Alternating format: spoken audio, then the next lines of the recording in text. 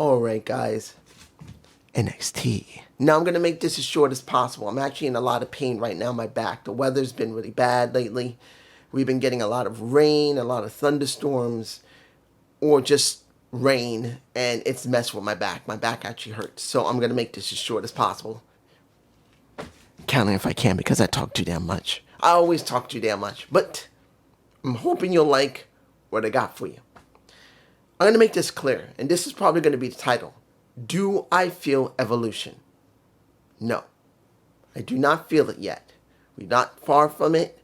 And we got 4 eliminator matches leading into the next Fatal 4-Way that's supposed to be helping to set up the championships. Do I feel any of it? No. Not one bit. We got mainly matches, but there's no story behind them. There's nothing yet. So, I'm not really happy about that. Because kind of this parts right here feel like they're being rushed. That's a major issue because of the schedule that the Silver Lake WWE has a very hard schedule that they got to go from one show to another, to another, to another, to another so rapidly. There's no story. Matches are great. Not all the matches were bad here. Many of them were pretty okay.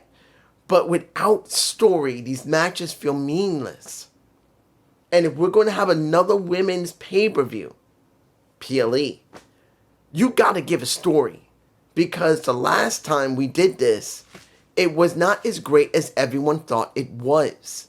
And I'm not saying anything about the women, but they booked it so badly that there was a lot of matches, yes, but very little story in the last pay-per-view we had of this type of style.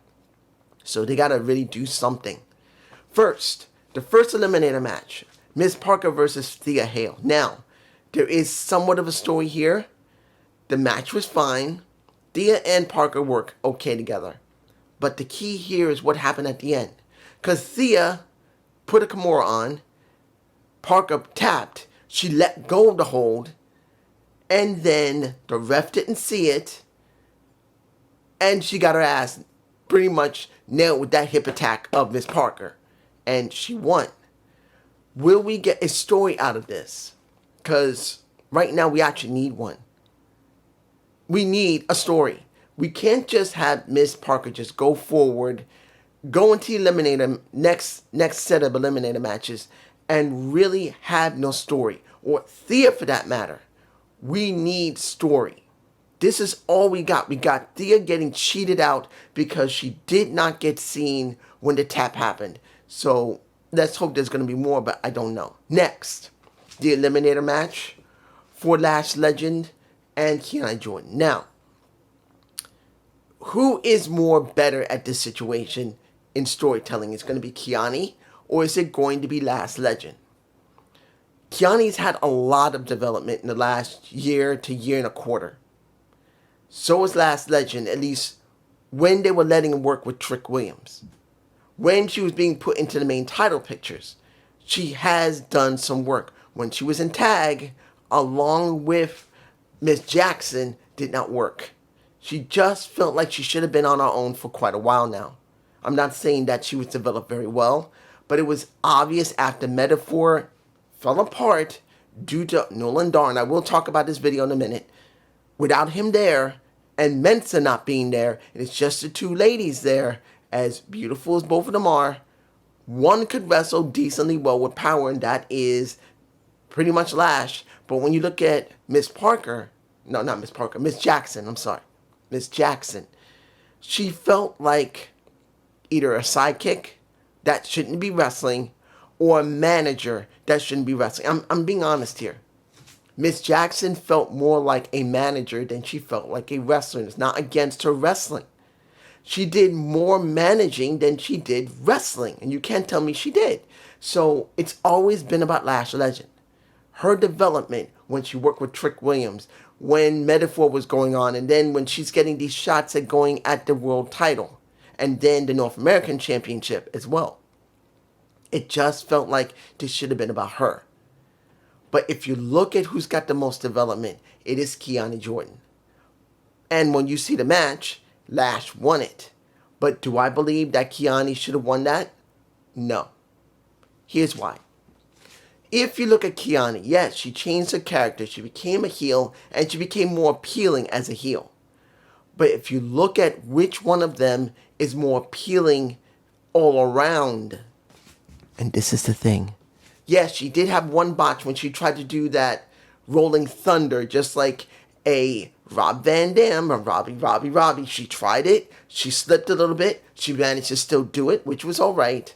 But who do I want to see that is going to go forward and could do something? Is it going to be Kiani, who, yes, she has developed her character a lot more, but she really hasn't changed that much. She's still a gymnast who's trying to be a wrestler. I'm sorry. That's what she feels like. And then you look at Lash Legend. Yes, her character's never been 100% good. But does she feel like a big, bad bitch of a pro wrestler? Yes, she does. And I'm not saying she's perfect. I'm not saying I'm 100% behind her, even though I do like her at this point now. She's been developed enough that I like her now more. Before, when Laura Valkyria was there, I could not stand her because her character sucked.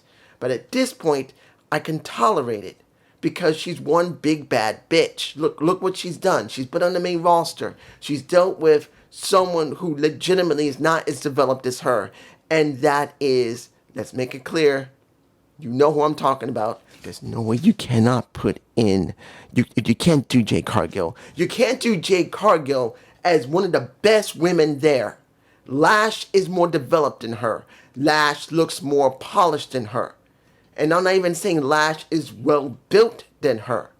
Because Lash, over the last year and a half, working with Trick, dealing with Metaphor and then the breakup, working with Mitch Jackson, she has not been 100% developed well. But when they did put her in high-profile places, she performed well and spoke decently well. You look at Jade Cargill, no.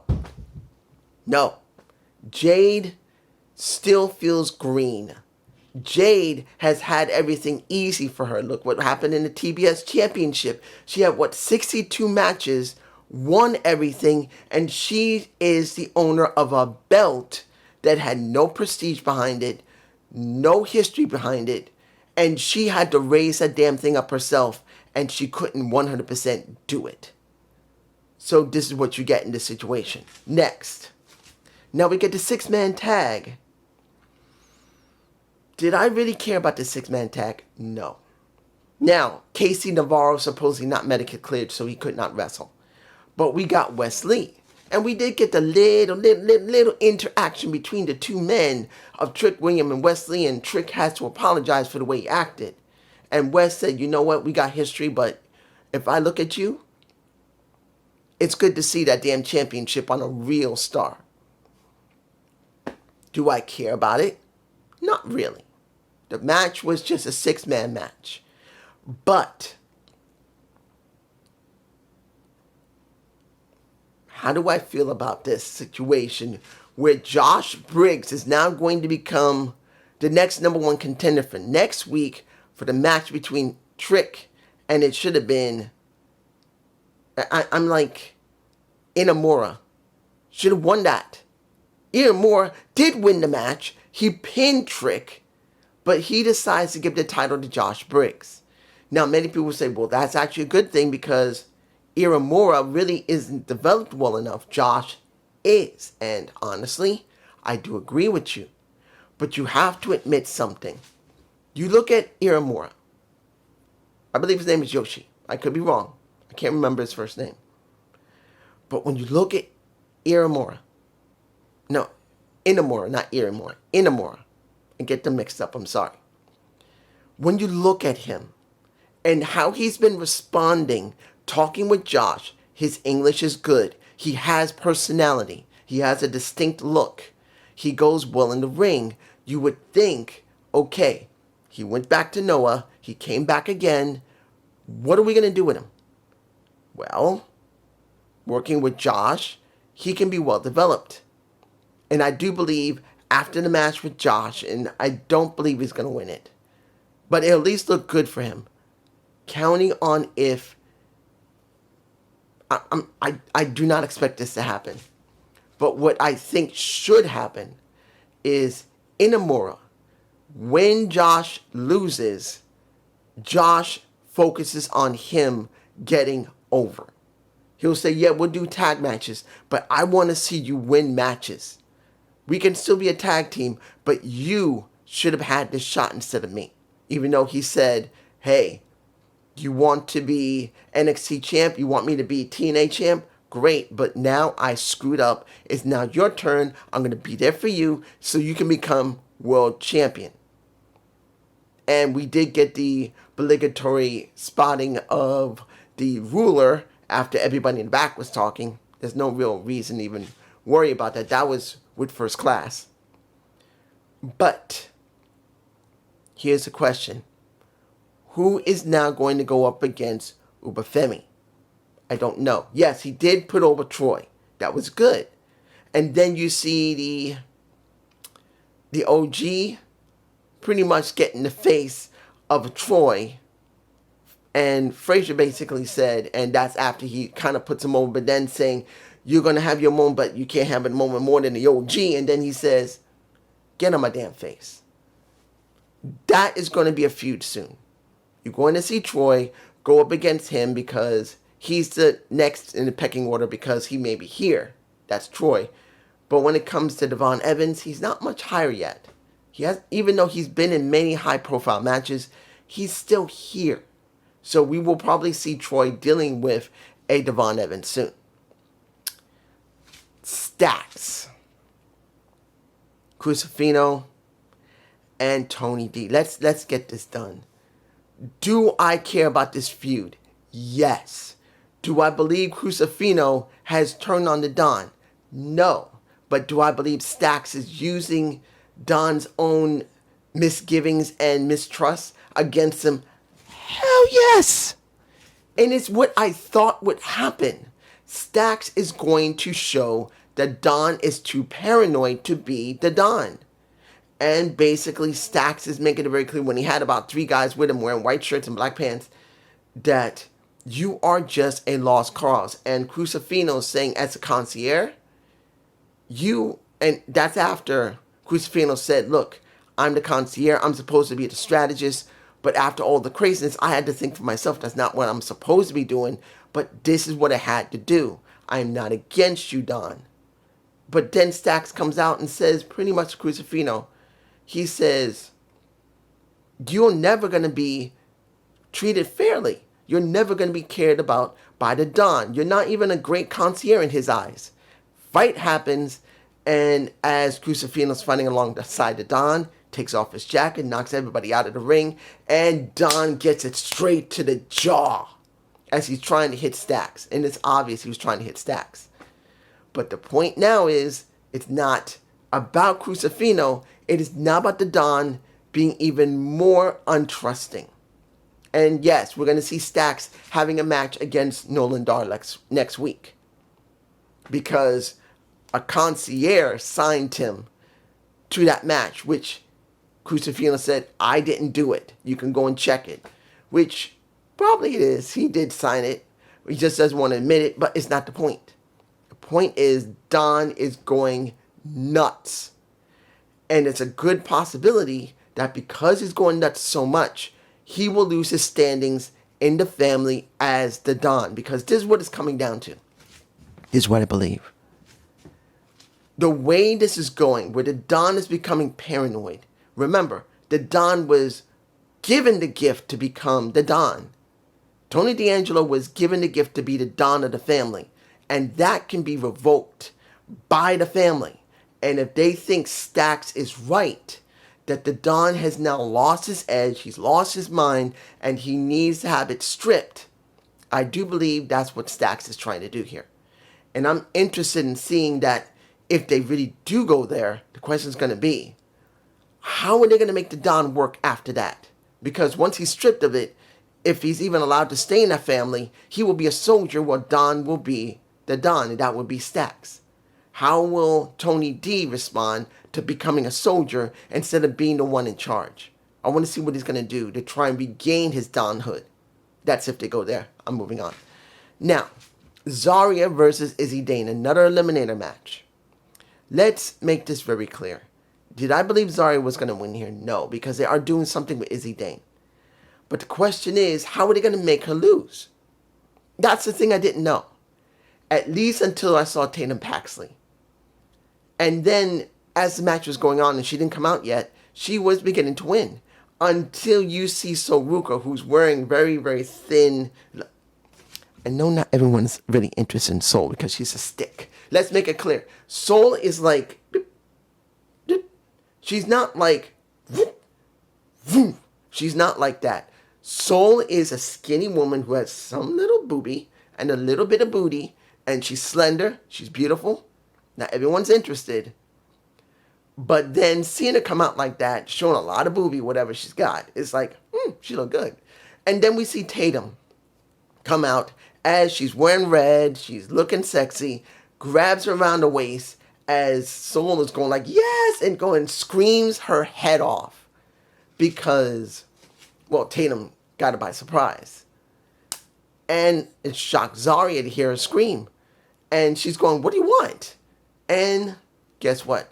Zarya lost the match because she was heavily distracted from Soul screaming her head off like she's in Final Destination. Now, what is the story here?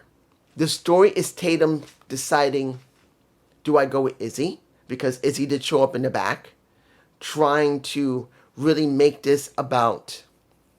She's not really being cared about. These are not your friends. I wouldn't do that to you. They're doing Instagram stories, Instagram shots. I would share that with you. And you could see that Zarya is saying, just let her go. It don't matter to Soul. That is the big question. Are they going there?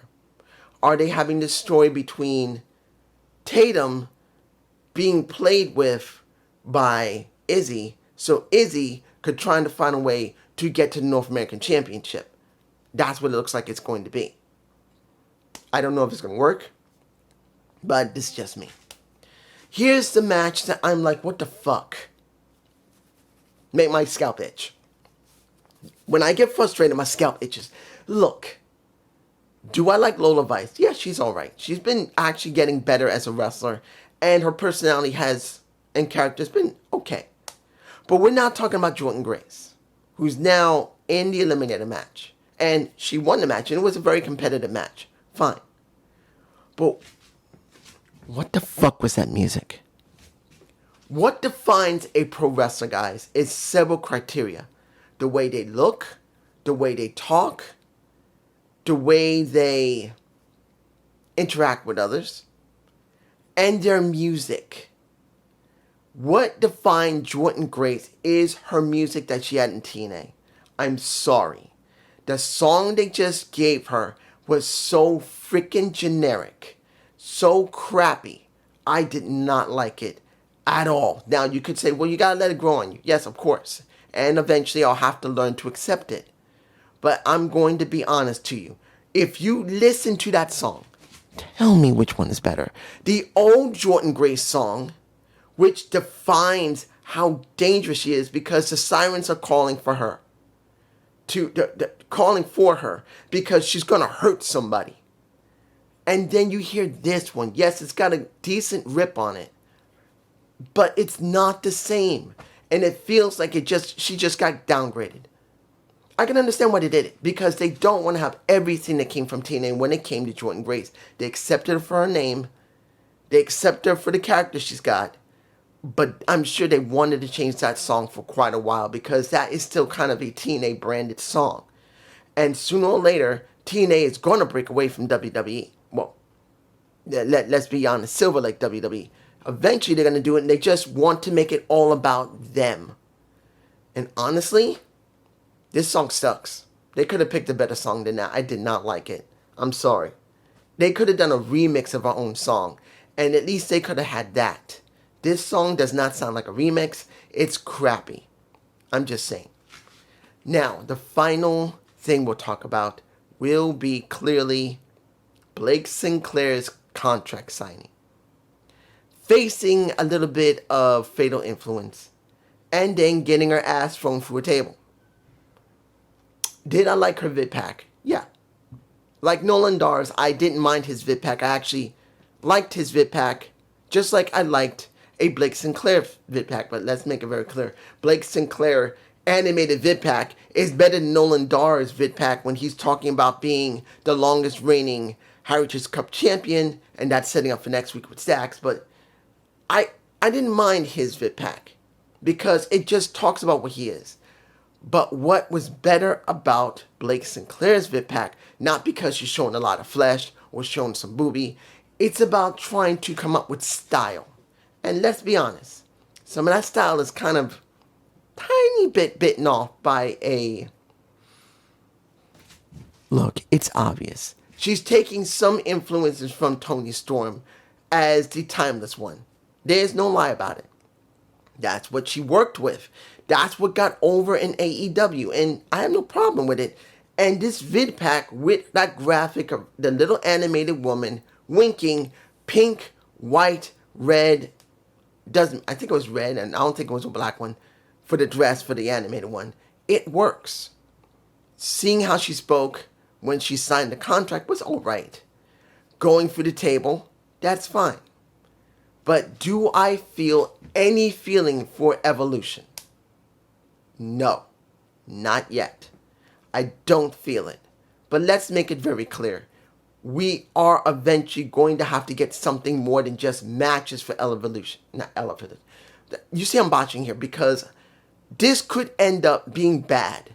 Because if they don't have enough time to develop these women to give us real stories. Because yes, this is NXT. It's not Raw and SmackDown. It is NXT. They're not going to have as much story as the main roster. But let's be honest.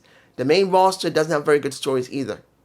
Got very few stories. Yes, you do have something going on when it comes to Naomi. I think she's one of the most strongest characters they got right now on the main roster. She went from just doing what's needed to turning heel and surprising everyone. That's the truth. Do I believe that there are a few others out there? Yes, of course.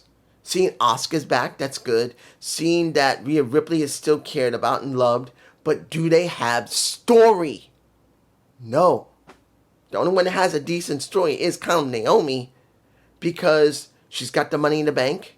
And her character is that good. So that's generally one of the strongest stories they have. So the question is going to be, what are they going to do? I don't know. You guys tell me below. Peace.